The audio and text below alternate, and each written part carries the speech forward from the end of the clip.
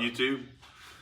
Back again working on my old 86 Bullnose here. If you're new to the channel, in my last video that I put out, I did basically a head swap and top end rebuild, putting a new ISKI cam in here, GT40P heads, and trying to bump the horsepower up on this old 302, and it didn't go as planned. I had lifters or the cam basically wipe itself out, one of the two, or maybe both. But the break-in did not go as planned, and I found out that the reason I did the whole rebuild to begin with is I thought I had a bad stock lifters or cam that had failed. But it turns out I have a bad bottom end. So anyways, I gotta rip this motor out and start fresh. We're just going to pull the heads off of here, these GT40P heads that I just had machined and decked a little bit to bring the compression up.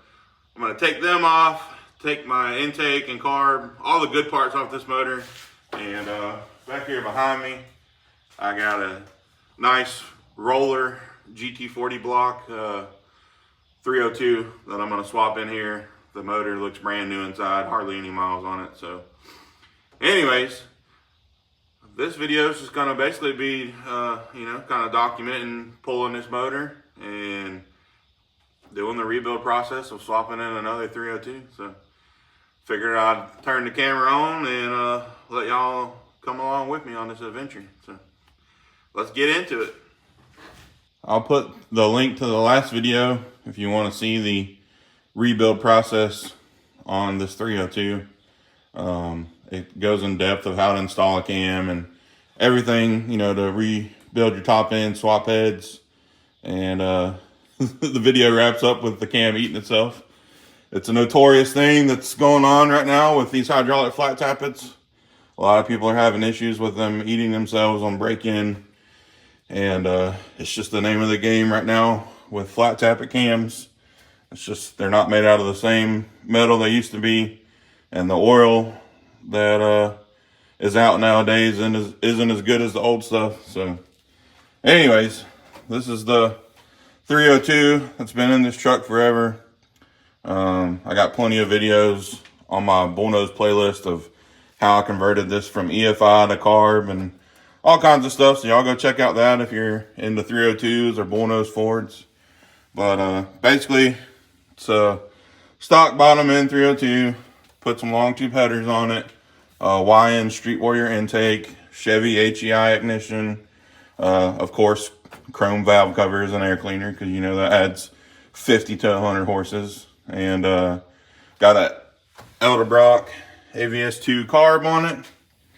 And I had just put GT40P heads on it, and I threw a ISKI cam in there. But like I said, the cam is wiped, so that's no good. Hopefully Summit or ISKI will warranty that, but the heads are still good and all the other speed parts. So I'm gonna swap them onto that motor right there and swap it all back in. So I just gonna start by pulling all the easy stuff off.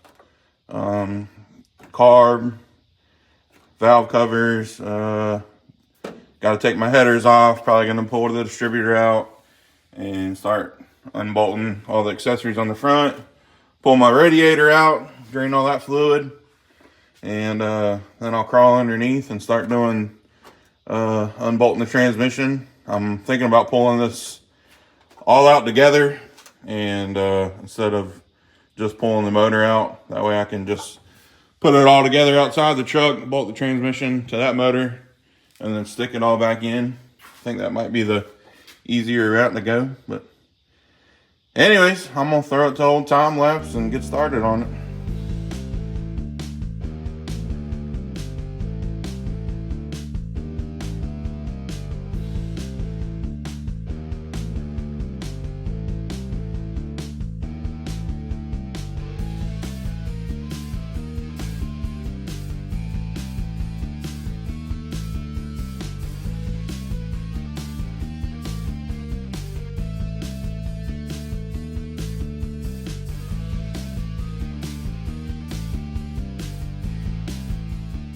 Here we are after about 30 minutes. Got everything unbolted that needs to be unbolted. Just gotta crawl under the truck and pull the motor mount bolts and transmission cross member, and she should be ready to come out of there, hopefully. I got all the motor mount bolts out, transmission bolts, and as you can see, I'm about to get her yanked up out of there. Didn't turn the camera on because there was so much walking around and figuring stuff out, but figured I'd let y'all see the little crown jewel here when she finally pops out.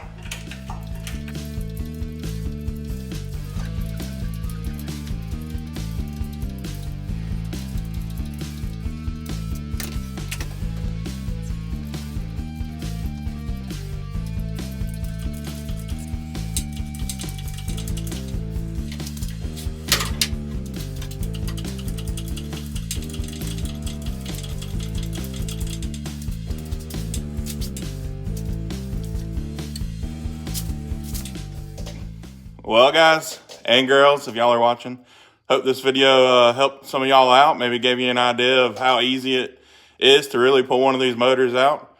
Motor and transmission combos. Some guys will tell you you got to split them and you can't pull them out together, or you got to pull the hood off and this and that. As you can see, you can rip one out pretty easy. So I'm super happy with the progress I made tonight.